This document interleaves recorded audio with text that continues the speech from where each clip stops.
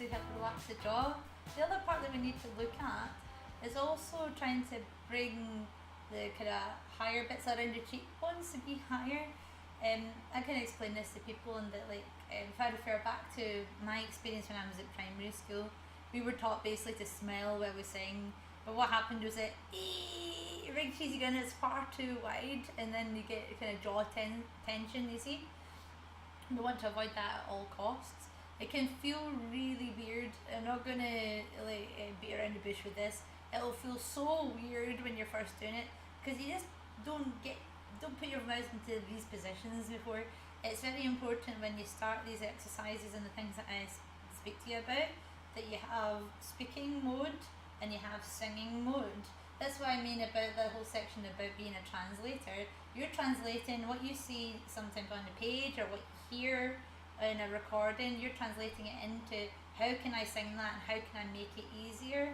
And this is part of this as well.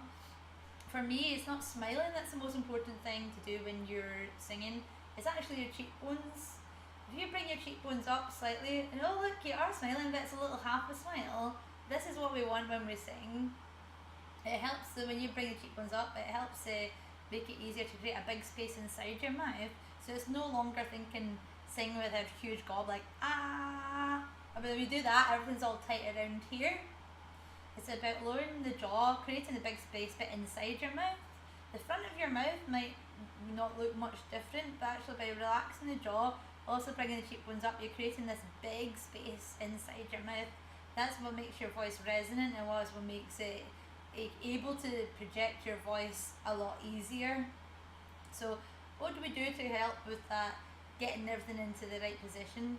It takes a little bit of time actually, but say for instance, if you try, it's a sound, the sliding sound we did before, up and down. It's very good and gentle for your voice, but it also helps with getting the cheekbones to come into place. Imagine if you were trying to eat a big burger. I say to people, if it's a really huge beef burger or something, and you can hardly keep a hold of it, but it's so tasty, you really just want to eat the whole thing, so you try your best to go and try and cram it in there. When you're first beginning, it might feel a bit like that. You've never stretched your mouth so much in your whole life. It can feel really, really weird.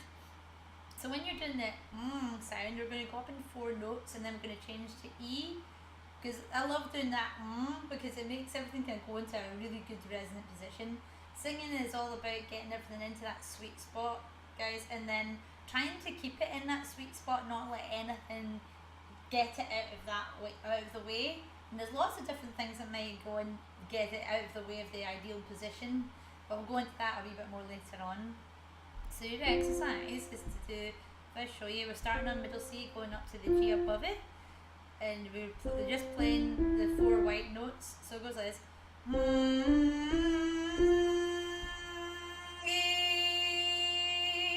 And then we're going to take it up the 7th one, so between the C sharp up to the G sharp. So as you're doing that, going up,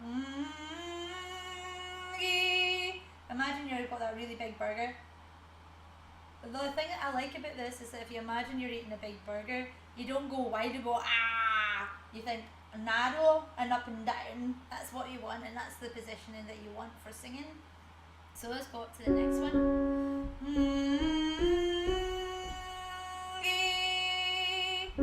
And then we go up to the next one again.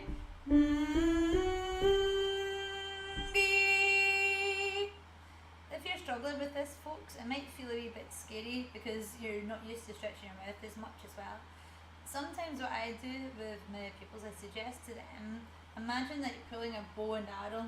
If I turn off the side here, as if you're pulling it really, really slowly. Sometimes when you sing and when you're practicing things, you just need a bit of a distraction from not worrying about it too much. So if we went back to the first one, this time I'd like you to try singing it, but also pulling an imaginary bow and arrow at the same time. So it'll look a bit like this.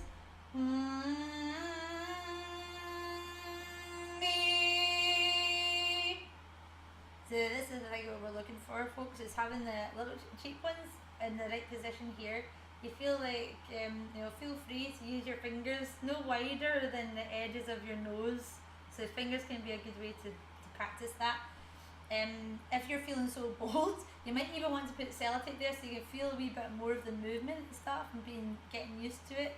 Takes a little bit of time sometimes to get used to this half a smile positioning. Takes a bit of time to also get used to the feeling of stretching your mouth as much as that. So your action step for this, guys, is to try that exercise. Nngg-eee. And when you do the E, think of it as almost pinging forward. Don't let it fall back there. Nngg-eee. That's the sound almost falling to the back here. The back of your mouth.